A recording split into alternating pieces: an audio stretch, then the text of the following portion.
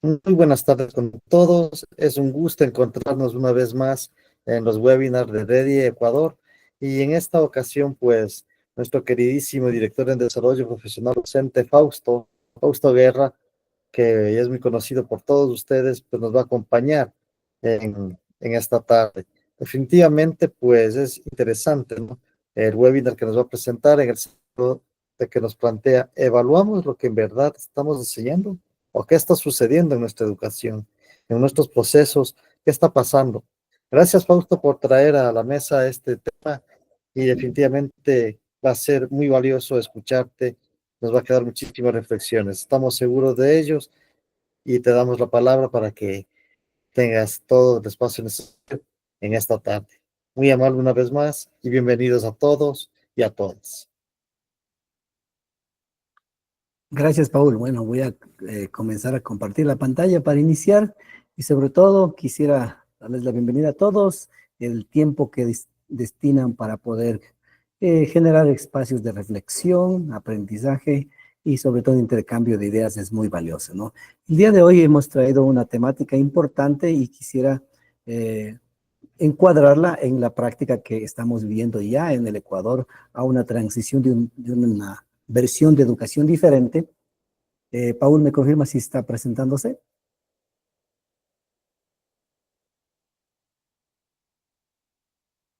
Paulito.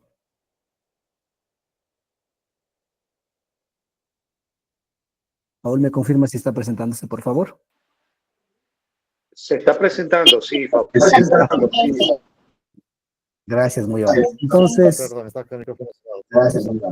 El día de hoy tenemos un objetivo que quisiera que lo pongamos en análisis. Bueno, dice, el objetivo de esta sesión es diferenciar los niveles de complejidad cognitiva y su relación entre lo que se enseña y se evalúa. Es importante aclarar que estas concepciones o constructos relacionados con la complejidad cognitiva también tiene otros nombres, algunos le llaman demanda cognitiva, otros autores la llaman también rigor cognitivo, ¿sí? O complejidad cognitiva. Si bien hay diferentes formas de entenderlo o de verlo, más bien dicho, es importante aclarar de que es un concepto que en el Ecuador y en el mundo realmente todavía no se lo explora demasiado, a pesar de que hay muchos estudios, pero en la práctica docente de aula no está muy explorado. Y uno de los cuestionamientos más grandes es esta idea de que, bueno, ¿en qué medida lo que yo estoy enseñando, estoy evaluando? Y ahí viene un término muy importante que lo vamos a discutir desde la perspectiva de Norman Webb. Ustedes pueden ver ahí una escalera que dice DOC 1, DOC 2, DOC 3, DOC 4. ¿En qué medida yo estoy consciente de manera intencional de lo que estoy enseñando y el nivel cognitivo de lo que estoy enseñando y también el nivel, ¿sí? Y la relación entre lo que enseño y lo evalúo, ¿no? Eso se llama, en la parte teórica, desde la perspectiva de Norman Webb, ¿sí? Se llama alineación curricular. Y vamos a ir avanzando, pero quiero encuadrar esta temática del día de hoy en lo que, bueno, hemos venido escuchando ya en la cultura y un poco en las voces que se van dando en el Ecuador sobre el posible currículo por competencias en Ecuador. Y para ello abro el cuestionamiento, ¿por qué un nuevo currículo por competencias no es suficiente? ¿Sí? Entonces pongo a consideración esto, ¿no? Y voy a explicar un poco a qué me refiero. Pues básicamente el entender de que el tener un currículo por competencias, a pesar de que también hay estas intenciones, estas iniciativas, no va a ser suficiente para cambiar la educación del Ecuador. De hecho, si solo tenemos un currículo por competencias, posiblemente caigamos en esta trampa que algunos consideran que es una frase de Albert Einstein. Einstein decía, locura es hacer lo mismo una y otra vez y empezar y esperar resultados diferentes. ¿A qué me refiero con ello? Al hecho de que posiblemente si tenemos un nuevo currículo por competencias y seguimos haciendo las mismas prácticas, seguimos con las mismas prácticas educativas, sí, que no responden a una educación por competencias, posiblemente el currículo por competencias no va a ser suficiente, ¿no? ¿Qué características deberían tomarse en cuenta cuando se habla no solo de un currículo por competencias, sino también ya con una educación con base en competencias, ¿no? Un punto importante es considerar de que esta terminología de competencias, de estándares, destrezas, objetivos de aprendizaje son terminologías similares. De hecho, la OCDE, ¿sí? La Organización Económica que plantea las pruebas PISA que son aplicadas a nivel internacional, consideró de que no hay una diferencia entre destrezas, por ejemplo, las destrezas con criterio de desempeño que tenemos en el Ecuador, o los estándares de aprendizaje o los objetivos de aprendizaje y las competencias. De hecho, ellos dicen que no existe una diferencia. La diferencia está en el hecho de que cuando se trabaja en una educación con base en competencias, los estudiantes, por poner una situación muy específica, son promovidos de un grado a otro, no necesariamente en función del tiempo escolar que deben asistir para recibir clases, sino en función de su capacidad para demostrar que ya han alcanzado los aprendizajes. Es decir, en un contexto por competencias, el momento en que un estudiante demuestra que ya domina los aprendizajes, entonces él debería ya ser promovido inmediatamente. Entonces, normalmente nosotros pensamos que el estudiante tiene que trajinar por 10 meses en un año escolar para ser promovido al siguiente año, una vez que haya cumplido los requisitos académicos, pero en una educación con base en competencias no se da eso. Se da una, digamos, promoción, ¿sí?, de año escolar o de nivel escolar cuando el estudiante demuestra que ya ha dominado. Y en ocasiones esto puede tomar mucho menos tiempo que 10 meses como es en el nivel ecuatoriano. Ahora, para esta visión de educación con base en competencias, un docente, ¿sí?, necesita una nueva mentalidad, pero también necesita desarrollar nuevas capacidades que realmente todavía no están en el discurso de la educación ecuatoriana. Hablemos de la nueva mentalidad del docente, ¿no? Algo que debe estar en la mentalidad del docente es que el contenido es un medio para desarrollar competencias. Miren, ¿no? Este es importante entender. Es decir, que ya el contenido no es un fin como tal. A pesar de los años que se han venido dando, nosotros encontramos de que los profesores siguen utilizando el contenido como su enfoque de enseñanza. Pero en la educación por competencias, el contenido ya solo es un medio para que el estudiante desarrolle, practique, consolide competencias.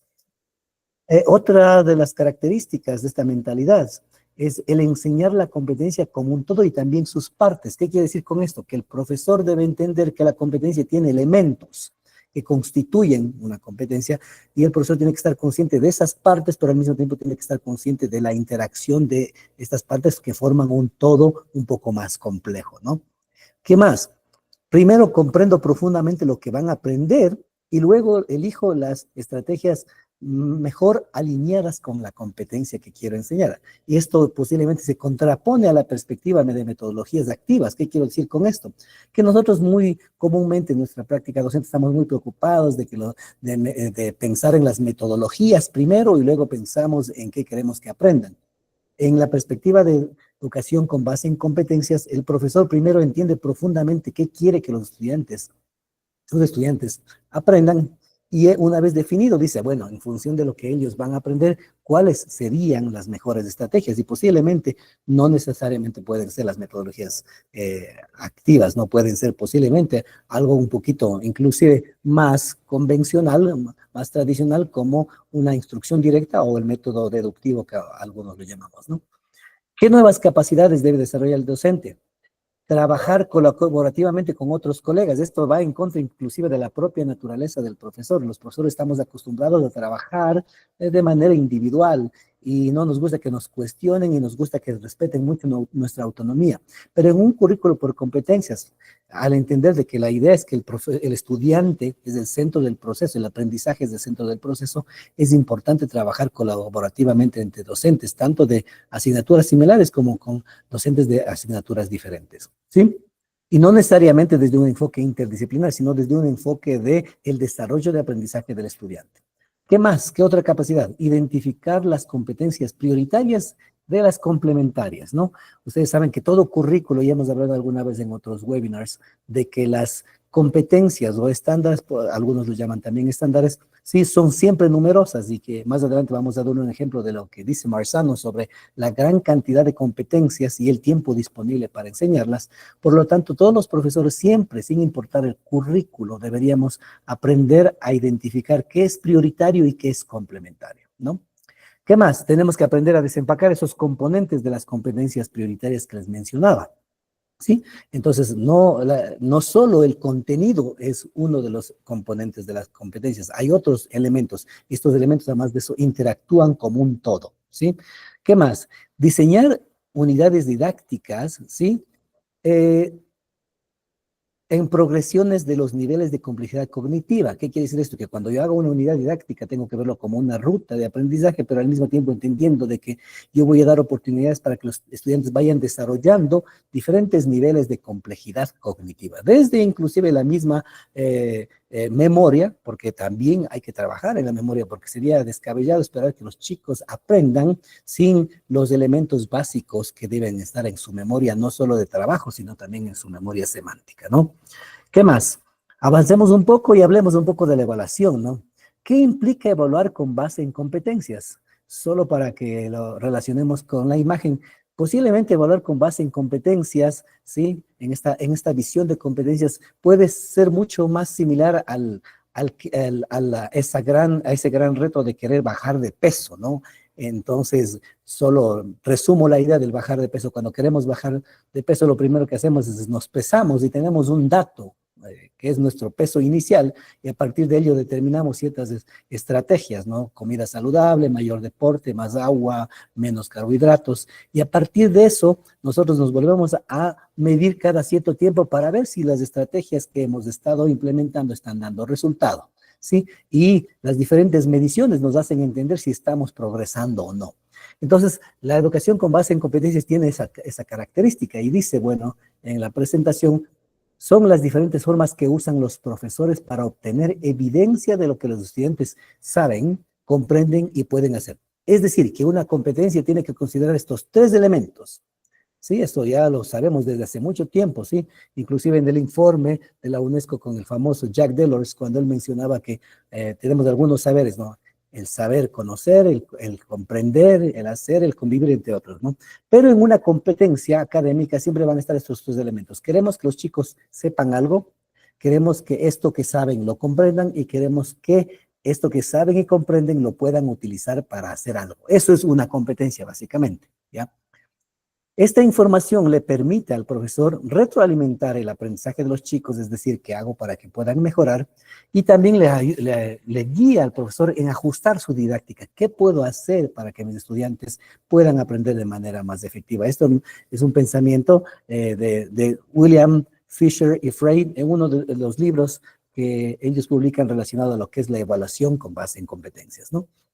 Ahora, uno de los términos que decíamos ahí era una de las capacidades de los profesores, una nueva capacidad, es la capacidad de desempacar una competencia. El entender de que una competencia, ahora por ejemplo utilizamos las destrezas con criterio de desempeño, pero tengan por seguro de que cuando tengamos un currículo por competencias no va a ser muy diferente a las destrezas, la verdad.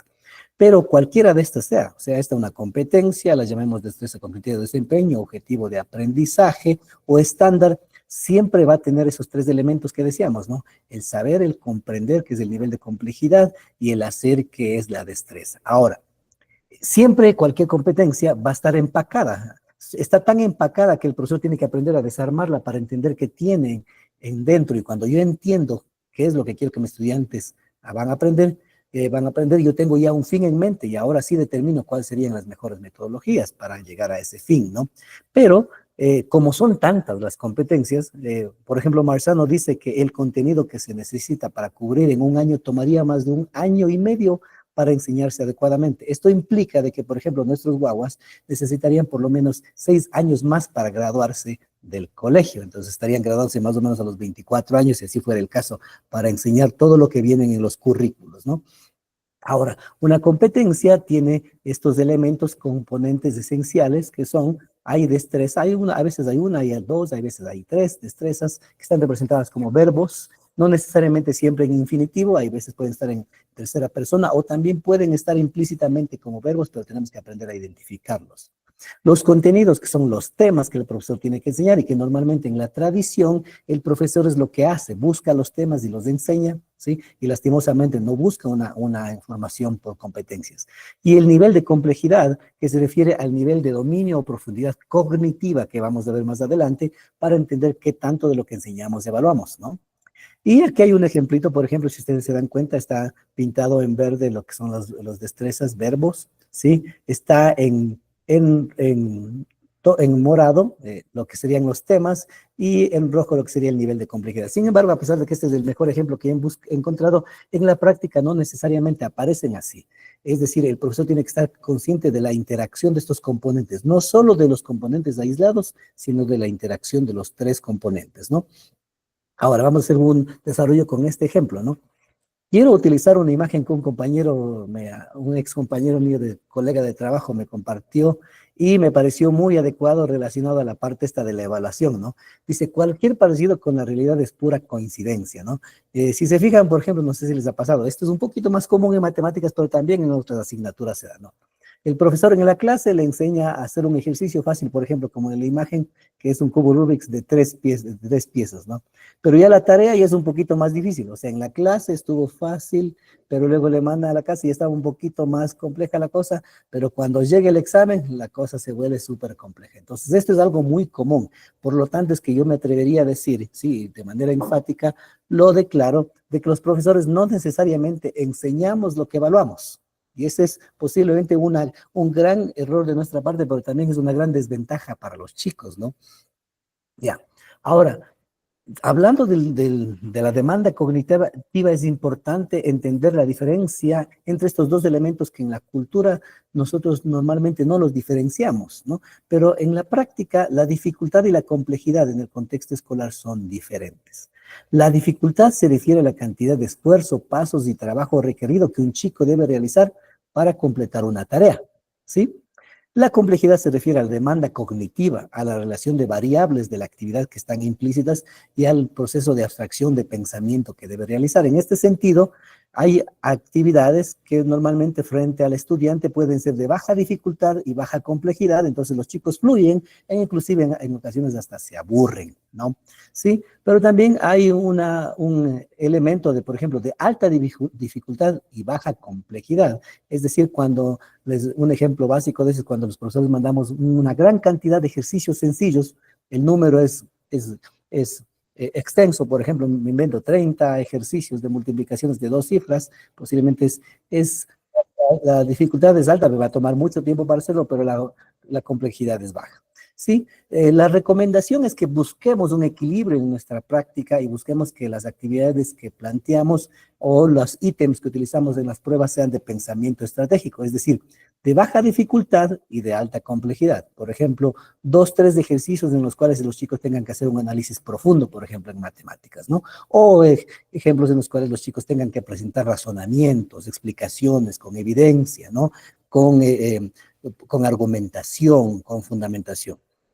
Ahora, algo que es muy importante conocer es que hablando de la taxonomía de Norman Webb, mucha gente cuando va al internet y busca la taxonomía de Norman Webb les va a salir este circulito, pero déjenme decirles que si bien Norman Webb propuso uno de los diferentes elementos para la iniciación curricular que se llama el nivel de profundidad de conocimiento, esta concepción de taxonomía es errónea, ¿sí? De hecho, el mismo Norman Webb ha aclarado de que él nunca propuso una taxonomía. Lo que él propuso es un continuo de aprendizaje en el cual los estudiantes sí tengan la oportunidad de mostrar su nivel cognitivo a diferentes niveles y que los niveles, sí, uno no es más importante que el otro. Todos son importantes, pero el profesor tiene que brindar la oportunidad de que los chicos tengan, deberían tener la posibilidad de demostrar su aprendizaje a diferentes niveles. Y esto se conecta un poco con lo que conocemos como el famoso diseño universal para el aprendizaje, cuando dice diversas formas de expresión. Y vamos a ver más adelante cómo lo conectamos, ¿no? Entonces, aquí un resumen general de los niveles de complejidad cognitiva que plantea Norman Webb, pero con una adaptación de Eric Francis, que es otro pedagogo moderno muy conocido, ¿no? Él dice que el nivel 1, ¿sí? Es la posibilidad que el chico tenga la capacidad de demostrar qué tanto recuerda. Y el profesor debería diseñar actividades en las cuales los chicos puedan demostrar qué tanto recuerdan, ¿no? Y cuando hablamos de recordar, se refiere a reproducir información básica como hechos, definiciones, términos, procedimientos, y requiere que los estudiantes sigan instrucciones o fórmulas. Palabras claves es identificar, recordar, o desde la perspectiva psicológica, recuperar la información. En el nivel 2, ¿sí? Es el nivel de las destrezas y conceptos, ¿no? Se refiere a la capacidad de generar conexiones, completar múltiples pasos para encontrar una solución. Requiere que los estudiantes tomen decisiones informadas para elegir una estrategia de resolver un problema. Palabras claves, algunas de las que ven, ¿no? Pero uno de los elementos claves del nivel 2 de la conexión entre destrezas y conceptos es la palabra justamente conectar. El profesor tiene que generar estrategias en las cuales los chicos puedan conectar cosas que por sí solos no lo harían. Ahí viene el proceso de mediación. El nivel 3 se refiere al pensamiento estratégico, es decir, este momento en que el profesor diseña actividades para que los chicos razonen, planifiquen, usen evidencia, demuestren niveles de pensamiento de orden superior, ¿sí? Concluyan de lo observado y palabras claves pueden ser justificar, explicar, plantear conclusiones. El nivel 4 es el pensamiento extendido, algunos le llaman pensamiento de aplicación, de transferencia, que es un razonamiento más complejo, en el cual inclusive ya puede ser parte de la creación, ¿no? Los chicos ya pueden crear algo y tiene una conexión inclusive con la taxonomía de Bloom, ¿no? Requiere que los estudiantes diseñen, propongan para demostrar, palabras claves son transferir, aplicar, relacionar y conectar. Entonces, ¿qué dice Norman Webb? Él dice que la idea es que los profesores deberían generar diferentes actividades en que los chicos puedan demostrar cada uno de los niveles y que ningún nivel es más importante que el otro, que todos los niveles tienen su nivel de importancia, ¿no? Y que el profesor puede empezar de una manera lineal, desde recordar hasta pensamiento estratégico, extendido más bien dicho, pero también el profesor puede empezar donde él considere, dependiendo de las habilidades de los estudiantes, ¿no? Digamos, una equiparación, ¿sí?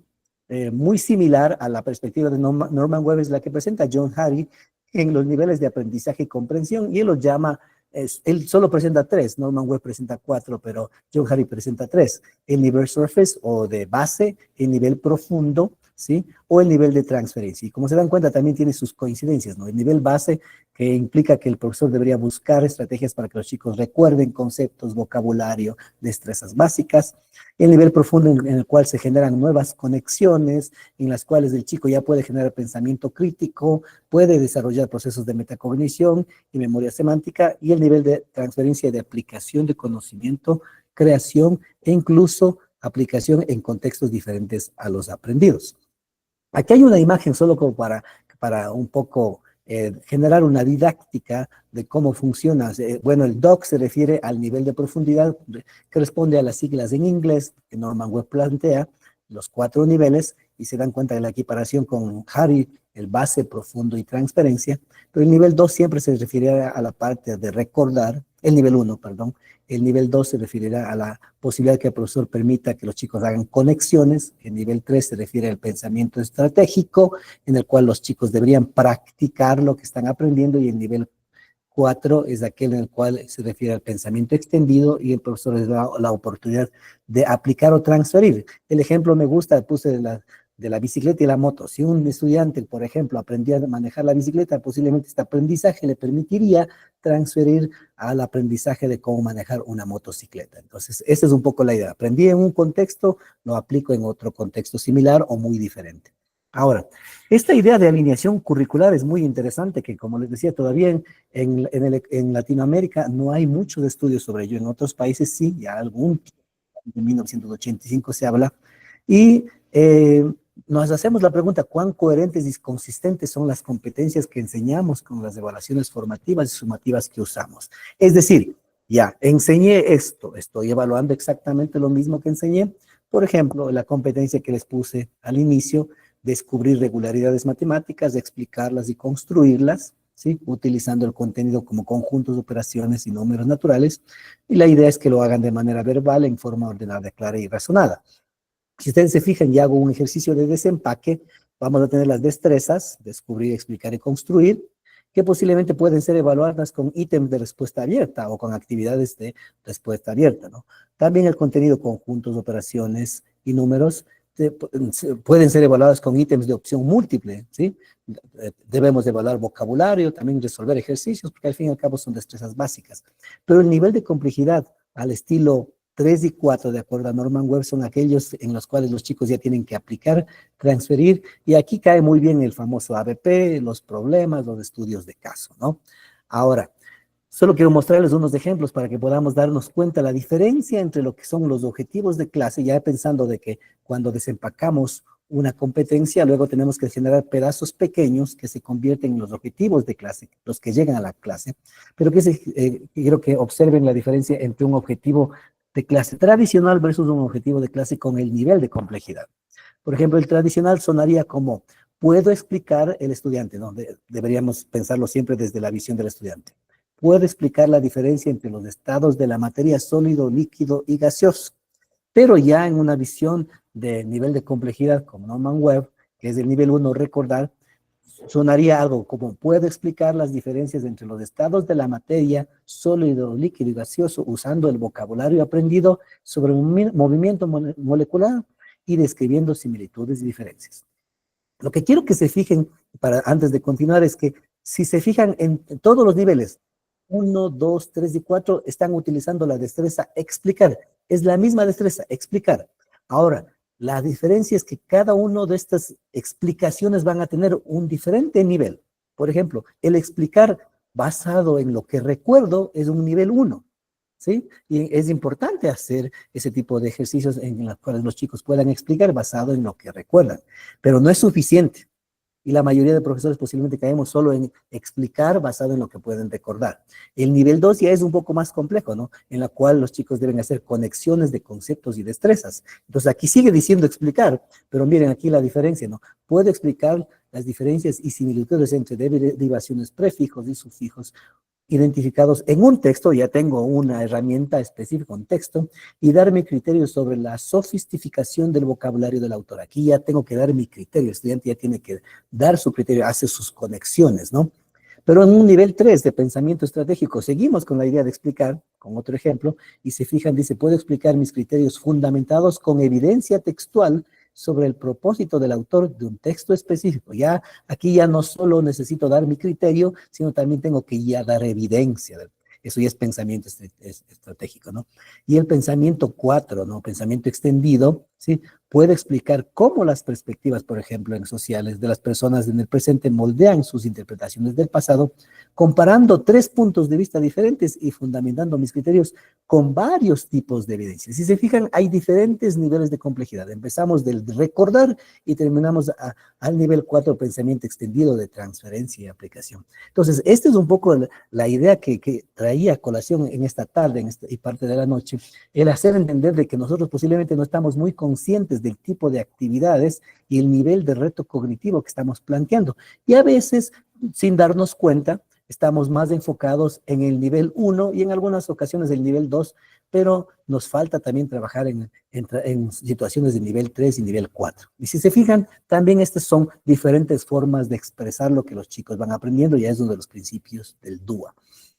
Aquí, por ejemplo, voy a expresar de manera rápida, pero haciendo una ruta de aprendizaje que debería ser, digamos, la propuesta de un formato de planificación, debería haber 3 elementos en una planificación. El qué voy a aprender, desde la perspectiva del chico, obviamente, ¿no?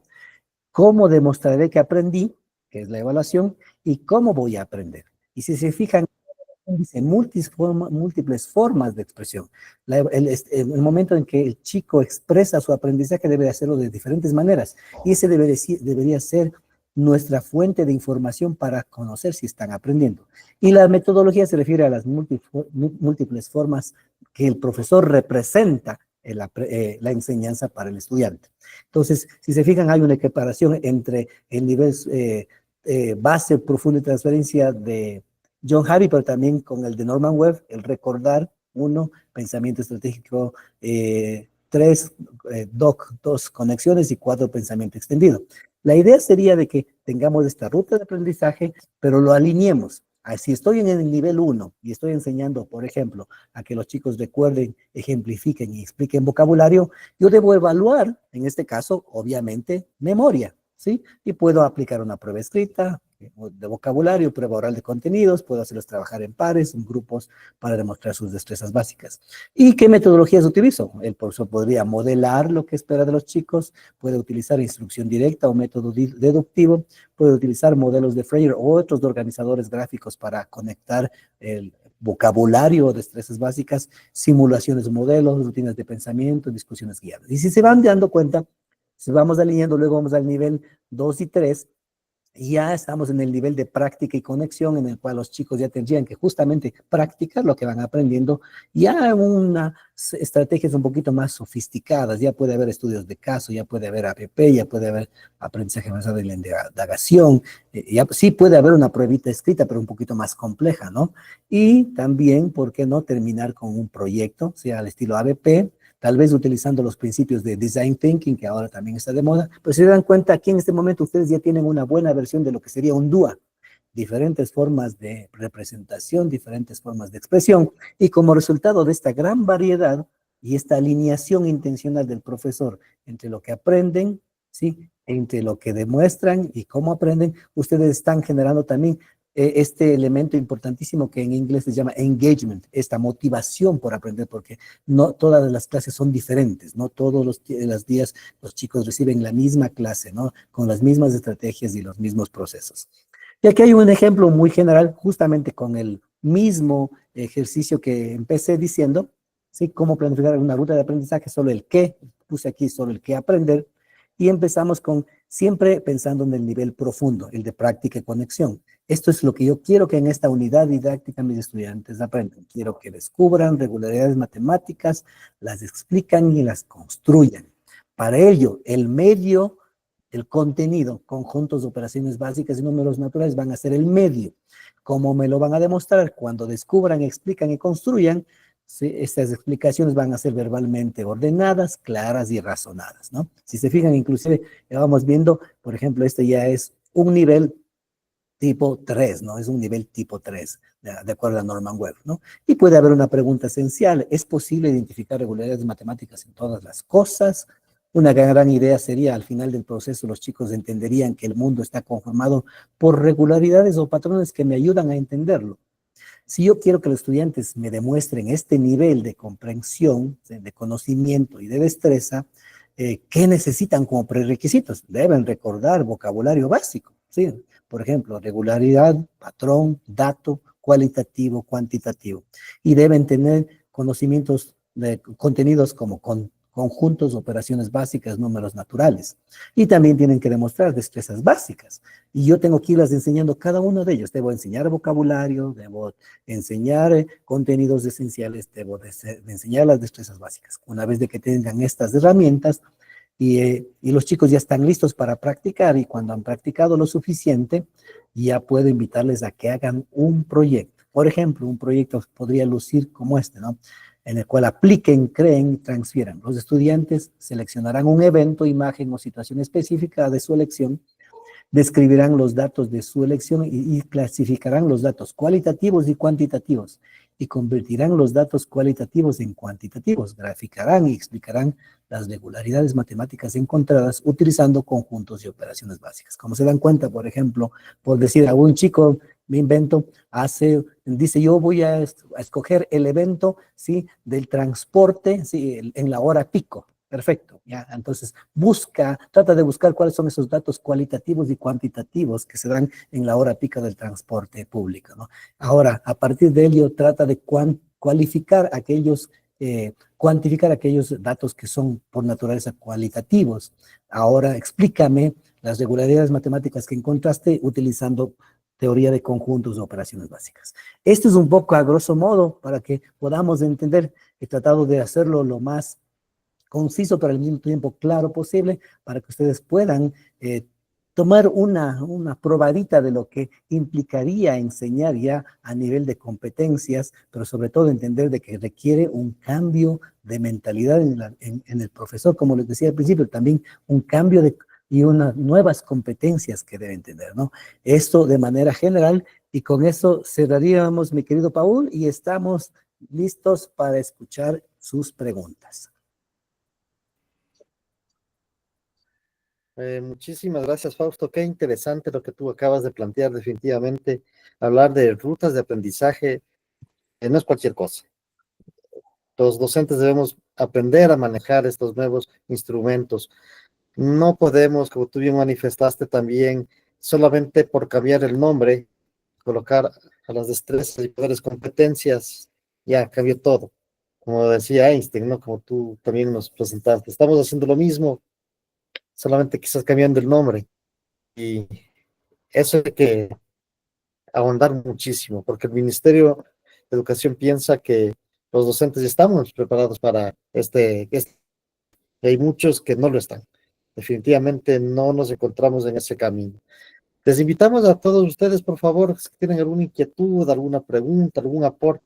No, gracias a los que están dando sus aplausos virtuales a Fausto. Sí, definitivamente un tema muy interesante y que lo vamos a seguir explorando en próximos webinars, en próximos encuentros también. Álvaro ha levantado la mano. Te escuchamos, Álvaro. Gracias, muy amable, Fausto. Felicitaciones.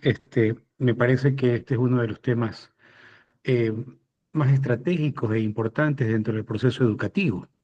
Hablar de la evaluación es hablar de probablemente el proceso más delicado, ¿no? Que existe dentro del proceso de enseñanza-aprendizaje en sí mismo.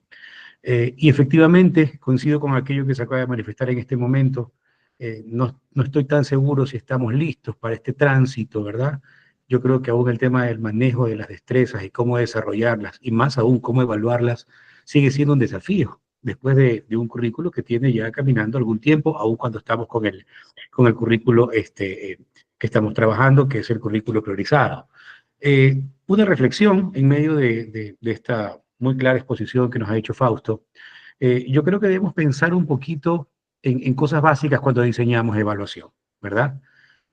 No solo lo que enseñamos, sino en cómo lo puede expresar el estudiante que ha vivido ese proceso de enseñanza, ¿verdad?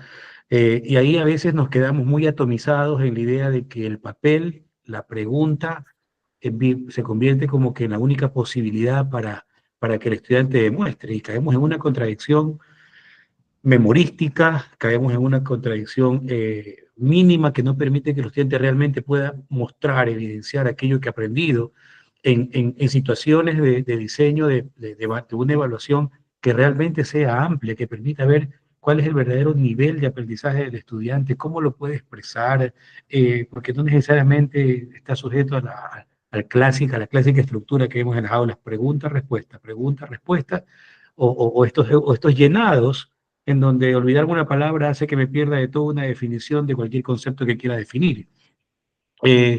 Y otra de las contradicciones, la segunda lámina, le hice un screenshot, me parece fabulosa, es que es un clásico en las aulas, lastimosamente, ver cómo enseñamos estructuras relativamente simples de cualquier contenido esencial, pero de repente el examen se convierte en un desafío no solamente en el contenido, sino también en la forma. Yo sí creo que el proceso de enseñanza en sí mismo, durante el proceso formativo de la evaluación, tenemos que poner y exponer a nuestros estudiantes a una posibilidad suficiente de momentos evaluativos, ¿verdad?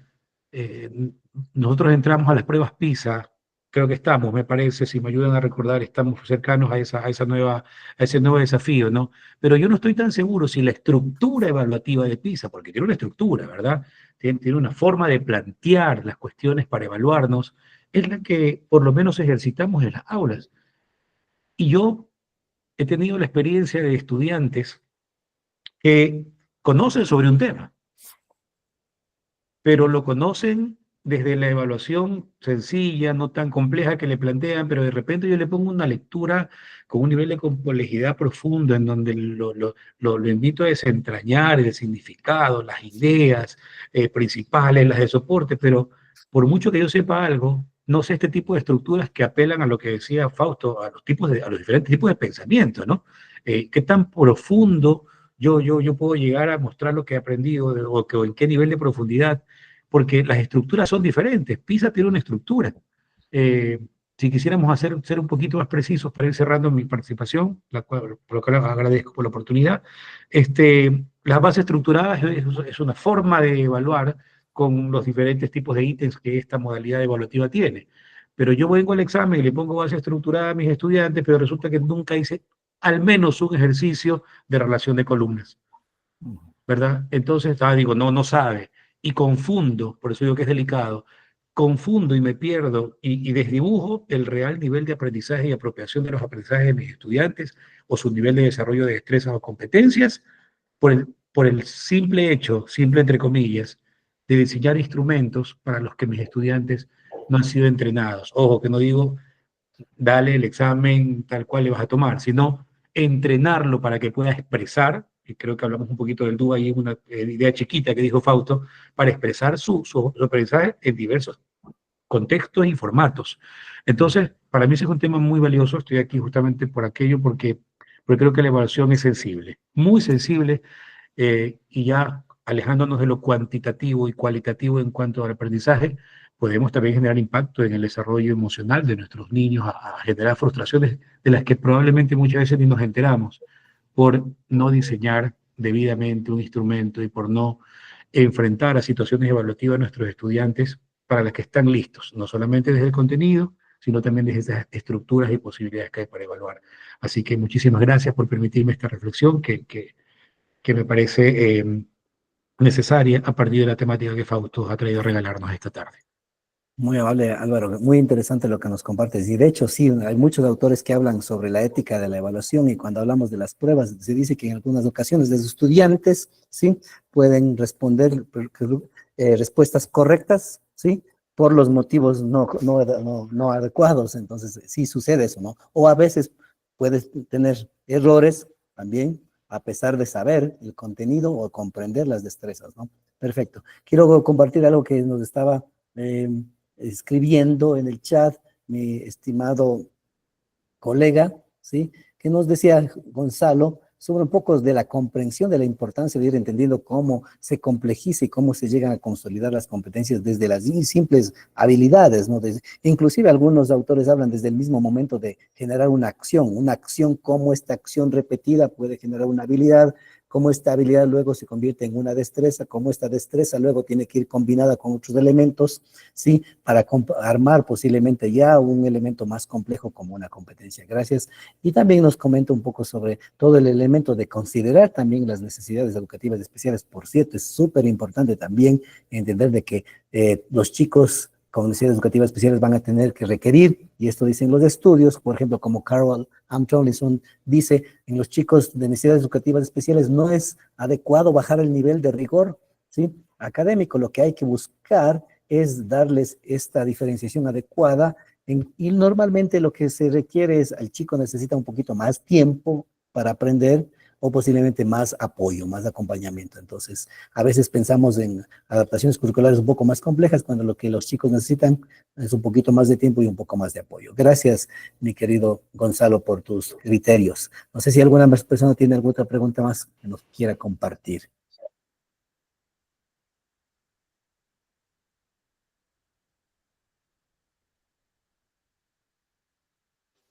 Eh, Fausto, definitivamente en el contexto actual en el que nosotros estamos, debemos reconocer, ¿no?, la importancia que tiene la evaluación, que tiene que ir más allá de medir conocimientos y de convertirse en una herramienta que vaya fomentando el aprendizaje, el pensamiento crítico, el desarrollo de las competencias que estamos hablando en este momento. Sin embargo, todavía recalco y en eso, muchos docentes todavía siguen ese gran dilema de alinear estos métodos nuevos evaluativos con los propósitos pedagógicos. Y de parte de Ready, pues nosotros vamos a continuar con estos webinars, con estos conversatorios, para que ustedes también puedan plasmar las ideas que tienen y ir transformando la educación ecuatoriana, porque no solamente es cuestión de que nos impongan desde las altas esferas, nos digan, va un currículo por competencias y ustedes verán cómo lo pueden resolver. Cada uno está entendiendo a su manera cómo hacerlo y no está bien hacerlo de esa forma. Y por eso es nuestro compromiso como Ready, pues, de seguir fomentando estas actividades. Alicia, te escuchamos, por favor. Buenas noches.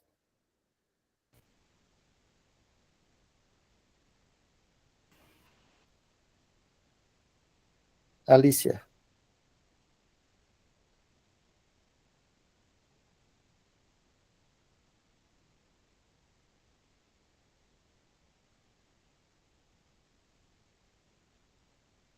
Robinson, también te podemos escuchar porque no escuchamos a Alicia. Robinson. Sí, buenas noches.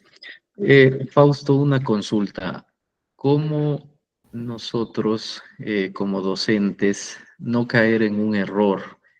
Porque al momento en que tú decías, pues, el profesor dicta la clase de una manera, la tarea se presenta de esta manera y el examen tal vez es de esta forma, ¿no? De otra forma. Entonces, ¿cómo en cambio el docente debe orientarse correctamente? Porque sabemos que el docente en la clase tiene que desarrollar tal vez algunas destrezas en los estudiantes, algunas competencias, pero eso lo tiene que ya demostrar tal vez en una tarea con un nivel de complejidad mayor, porque si va a hacer lo mismo que hizo en el aula, como que no tiene mucho sentido, ¿no? Y claro, lo que yo no estaría de acuerdo tal vez es de que en un examen pues la complejidad sea mayor. ¿Por qué? Porque a lo mejor el estudiante en la casa tiene algunas herramientas o en el aula también cuando está en clase haciendo un taller, alguna actividad tal vez, tiene algunas otras herramientas que le pueden permitir razonar y, y hacer pues digamos, una actividad que tenga un mayor nivel de complejidad de lo que tal vez el profesor le enseñó, ¿no? Ujú. Sí, muy buena pregunta, Robinson. Ahora, hay que considerar un principio también que es muy claro en este momento y en la educación moderna se viene repitiendo muchas veces. Algunos le llaman responsive teaching en inglés, otros en español, y escucho que le llaman enseñanza adaptativa. ¿Qué es la enseñanza adaptativa? El entender de que el profesor sí puede ir como calibrando su nivel de complejidad. Si bien les enseñé de esta manera, voy a poder presentarles un reto un poquito mayor, ¿sí? Y eso Oswald hace muchísimo tiempo ya nos decía, ¿no? La idea es que el profesor vaya planteando tareas y es como probando flechas, ¿no? ¿Qué tan? No, esto estaba muy difícil, toca bajarle un poco. Esto está muy complejo, toca ir ajustando. La idea es entender de que las tareas que el profesor vaya planteando tengan un nivel de complejidad, como les decía, de pensamiento estratégico, ¿no? Bajo nivel de dificultad, alto nivel de complejidad. ¿Qué quiere decir con esto? Que no sea muy fácil, porque los chicos se van a aburrir, pero que no sea tampoco muy complejo, porque los chicos se van a frustrar, y el profesor sí tiene que ir ajustando, entendiendo de que esta enseñanza adaptativa tiene que ir de la mano con la idea de la evaluación. ¿Qué tipo de evaluación es esta? Esta es formativa, entonces si es formativa se puede ir probando, sí puede ir probando, ¿no? Probemos, subémosle un poquito más del nivel para ver qué pasa. No, se les fue de patas, entonces no hay problema, ajustemos, bajémosle un poquito más. Pero como estamos en proceso formativo, entonces tú puedes ir ajustando, ¿no? Pero cuando ya estás en una situación sumativa, ahí es la dificultad. Porque la idea sería de que el profesor evalúe en el mismo nivel de dificultad, sumativamente, ¿no? Que evalúe sumativamente en el mismo nivel de dificultad y complejidad que enseñó, sumativamente. En el formativo puede ir experimentando, pero en el sumativo, si enseñé multiplicación con 3 cifras, ¿sí? Sin decimales, me invento, entonces eso tengo que evaluar, pero si nunca hizo el ejercicio formativo y en la prueba se le ocurre poner decimales y nunca enseñaron ni practicaron con decimales, seguro les va a ir mal. Entonces, esa es un poco la idea, ¿no? Si en lo formativo juguemos, aprovechemos, practiquemos, experimentemos, ajustemos, no tengamos miedo, ¿no? También, porque yo sé que en la evaluación también, ahorita estamos hablando de evaluación, pero hay otro elemento que es importantísimo que no lo he tocado, pero es importante, que es la calificación, ¿sí? De hecho, desde la perspectiva ya moderna, la idea sería de que las calificaciones formativas deberían ser totalmente flexibles, ¿sí? A tal punto de superar inclusive la perspectiva de, bueno, sabes que esta prueba, en esta actividad sumativa te fue mal, tienes 5, dale de nuevo una recuperación para que tengas 10 y te divido para 2, ya tienes 7. No, desde la perspectiva formativa, y no es descabellado, por favor, la calificación podría ser cambiada. ¿Sí? ¿Por qué? Porque el estudiante me está demostrando que ya comprendió mejor. Obviamente, siempre y cuando te demuestre dentro del contexto del aula. Porque si tú le pides que mejore estos ejercicios, pero le mandas a la casa, en la casa ya no te consta si realmente lo hizo solo. Ya le pidió ayuda al papá, al profesor extra, a la inteligencia artificial, al amigo. Entonces, no. Si tú quieres hacer una recuperación, es lo mejor en el contexto formativo es hacerlo dentro del aula, porque te consta a ti de que a partir de la retroalimentación él pudo hacer ajustes. Y ahí sí, no es para nada descabellado poder cambiar la nota. Bueno, sacaste 0, pero ahora resulta que ya con la explicación y dándote la oportunidad de que me demuestres, no con los mismos ejercicios, con otros similares, por ejemplo en matemáticas, y ya me demuestras que comprendes eso. No, 0 y ahora es 10. pero todavía nosotros en el Ecuador estamos como atrapados en estas ideas del promedio y ese tipo de cosas que sé que por cultura nos va a tomar un tiempo para trajinar. Y como les decía, lastimosamente nos va a tomar mucho trabajo porque no es algo familiar para nosotros. En el contexto por competencias, sí se puede hacer eso. Sí se puede hacer. De hecho, en el contexto por competencias, las notas sumativas que se suben a una plataforma, el principio de que plantea Tom Schimmer es, se debe subir las notas más consistentes y las más recientes. Sí. Entonces, supongamos que el chico sacó los primeros ejercicios en matemáticas 0, 5, 3, pero las últimas sacó 8, 9, 10. Si te das cuenta, las notas más consistentes son 8, 9, 10, ¿sí? Entonces, y las más recientes. Por lo tanto, los ceros anteriores no deberían tomarse en cuenta. Es como que estamos castigando el poder, el error, si es que tomamos en cuenta estas malas notas, ¿no? Eso, pero no vamos a discutir el día de hoy la calificación porque es otro asunto un poquito más conflictivo, ¿no? Eso de mi parte, Robinson, espero que haya servido. Ese es otro tema que tenemos también que seguirlo desarrollando en otros momentos. Sí, es Fausto. Les agradecemos infinitamente y reiteramos, queda la puerta abierta para continuar con estos eventos, con estas actividades. Y recordarles, pues también hacerles la cordial invitación que el REDIE está programando su encuentro presencial, su primer congreso educativo presencial aquí en la ciudad de Quito. Para los que estén interesados, pues nos pueden escribir también por interno para recibir mayor información.